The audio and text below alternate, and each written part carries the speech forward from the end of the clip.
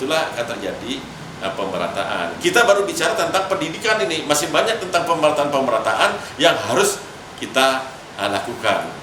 Jangan dibiarkan Bali ini autopilot gitu loh. Malah kalau dibiarkan begini atau malah lebih rusak lagi dari autopilot gitu. Lebih banyak dibangun di selatan, itu artinya sama dengan apa? Merusak Bali itu sendiri. Golkar dorong moratorium perguruan tinggi di Bali Selatan.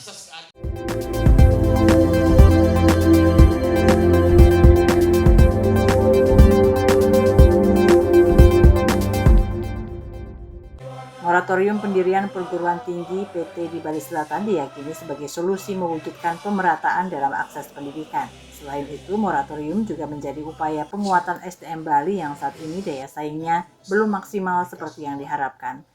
Demikian terungkap saat fokus group discussion FGD dengan tema moratorium pendirian perguruan tinggi di Bali Selatan dialihkan ke Kabupaten Karangasem dan Jembrane yang digelar di Sekretariat DPD Partai Golkar Provinsi Bali, Jalan Surapati Denpasar, Minggu 5 April 2026. Narasumber dalam FGD, Ketua DPD Partai Golkar Provinsi Bali Gede Sumarjaya Linggih Demer, Wakil Bupati Karangasem Pandu Prapancalagosa, Kepala LL Dikti Wilayah 8 Bali Nusra Dr. Insinyur Igusti Lanang Bagus Eratodi STMT, Rektor UNUD Profesor Insinyur Iketut Sudarsano ST PhD, Rektor Unwar Profesor Dr. Insinyur IGD Suranaya Pandit MP, Wakil Rektor 3 Institut Seni Indonesia ISI Bali Profesor Dr. Ikomang Sudirga SSNMHU, Rektor Primakara University Dr. Imadi Artana Eskom, MM, serta moderator Profesor Dasi Astawa.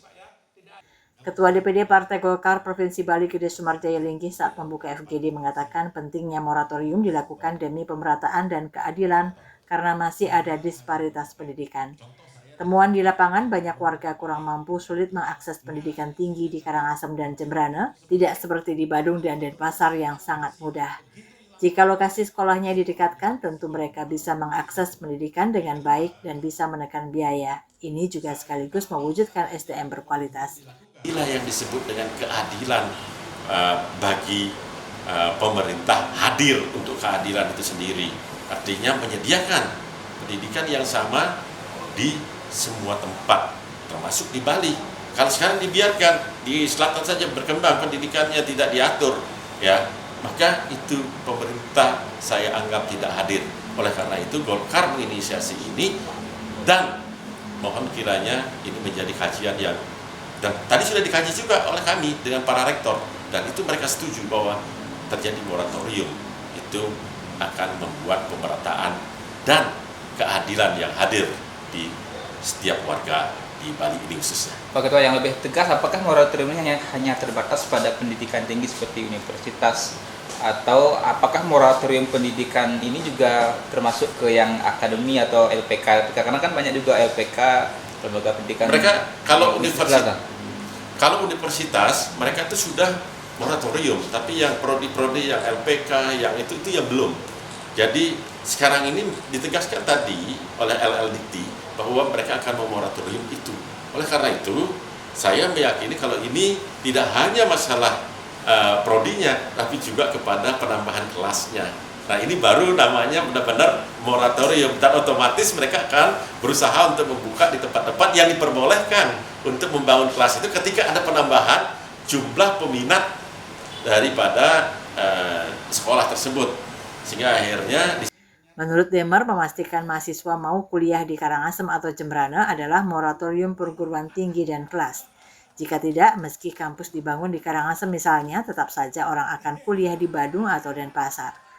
Ini Bali ini tidak hanya dengan orang Bali saja. Bali ini dari NTB, NTT ini menganggap Bali ini seperti halnya orang Bali ke luar negeri. Karena begitu dia sekolah di sini anaknya, itu mendapat kesempatan, salah satunya adalah peningkatan bahasa dan pergaulan internasional. Nah, kalau seandainya di sini di stop, pasti mereka akan hidup perekonomian di daerah-daerah timur, utara, dan barat. Kos-kosannya hidup, ya. Pertumbuhan akan meningkat. Rektor UNUD Prof. Iketut Sudarsana mengakui ada kesenjangan pembangunan antara Bali Selatan dan kawasan pesisir, meski pemerintah berusaha meningkatkan aksesibilitas antar wilayah. Menurutnya, Bali bisa belajar dari negara maju seperti China atau Jepang bagaimana melihat potensi wilayah dan kampus bisa dikembangkan sesuai potensi. Misalnya, Jembrana ada sektor perikanan bisa mengembangkan prodi pengolahan ikan dan logistik. Ya, walaupun pasarnya mungkin dari sisi